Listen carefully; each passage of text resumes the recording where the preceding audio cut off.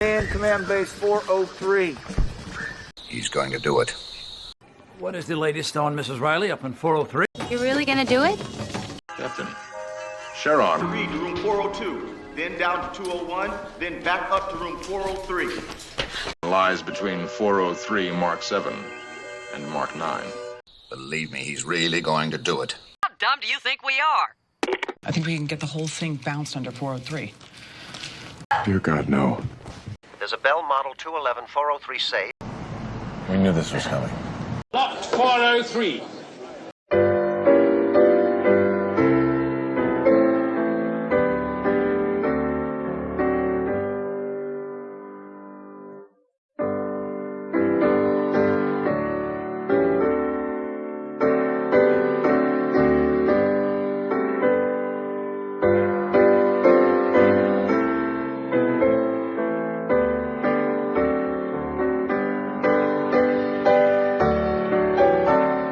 And there are people in many time zones, whoever can keep their eyelids awake, who are listening in. So greetings to all the brethren elsewhere.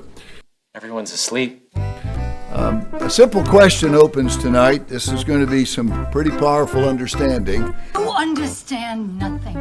You've got your head up your ass. But I really think the best way to open is with a simple question. Maybe I should have asked this question long ago. How am I not dumb? I am, all the time. If I told you that I'd been studying, which you'd always believe, and you have 3 years to wait, or 3 days to wait for Christ in the kingdom, would you wait no matter which? Forget about this. And now it's time for the short work. It won't be long.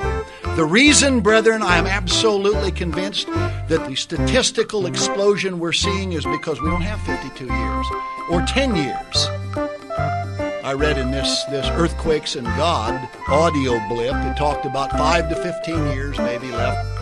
15 years. There's no way we have 15 years left. No way! This was given by the leader of the second largest splinter, who has come out recently as much as saying that Christ's likely date of return is late 2017.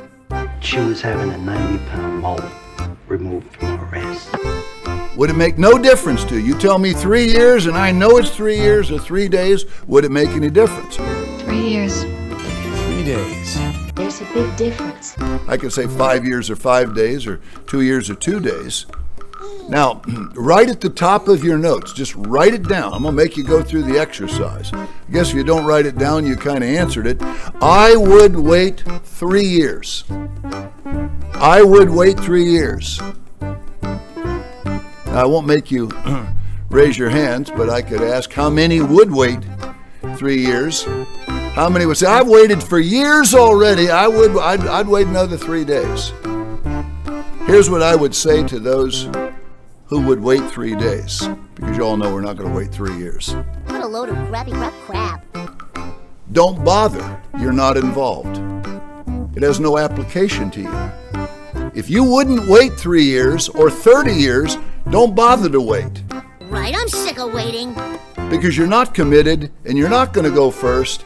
You're not involved. You should be committed to an insane asylum for the rest of your natural life. Now, that may be a blunt way of saying it, and I don't think anybody would say, I'd only wait 3 more days, but that'd be the true definition of wait and see. Wait and see! Now, more than ever, I can tell you this. Salvation will come in November 2022. That's a load of crap. See if you doubt that when we're done. What a load of crap.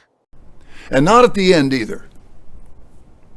In fact, we'll examine, before we're done tonight, not only that, but a period before salvation comes. We have 2 purposes tonight. One is to prove why November is when this occurs. Cohen, are we going to do this again? And the other one is to talk about something we've never really discussed in any detail. That you're an idiot. That occurs before it does. Now, the single most wonderful and inspiring blessing I've ever received in my life, other than God's Spirit, of course, I guess I could say, has been to explain fully the nature, aeons, spaces, or lengths of time of the ever-growing kingdom of God. I never explain anything. From the first iteration of those days to the endless more that follow the millennium. Every last bit of that picture It was a load of crap. was settled and still is settled. Settled. As I said last time, this framework can no longer change. It's settled. We can trust all the scriptures that hold it in place. Can't trust a word out of this guy's mouth. The large, final, kind of, we could say, simple-looking granite building blocks were among the hardest things to place correctly at the end, but no more.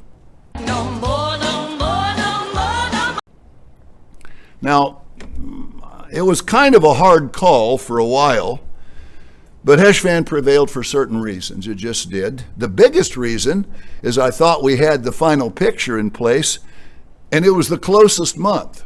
You are such an idiot. I did only barely, I went back and looked at the notes, hint at Kislev as a possibility. You an idiot? There were an awful lot of things I had to learn about the Sabbath flight alone, which showed me Heshvan was impossible, but that's for next time. Atlanta's 404 is quite popular. A lot of good material. So we thought about it. I probably, in retrospect, should have been more careful in the way I pointed to Heshvan.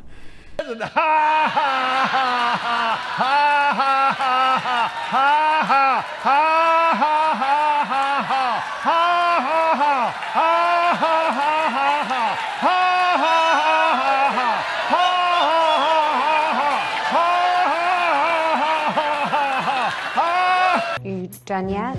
Not quite.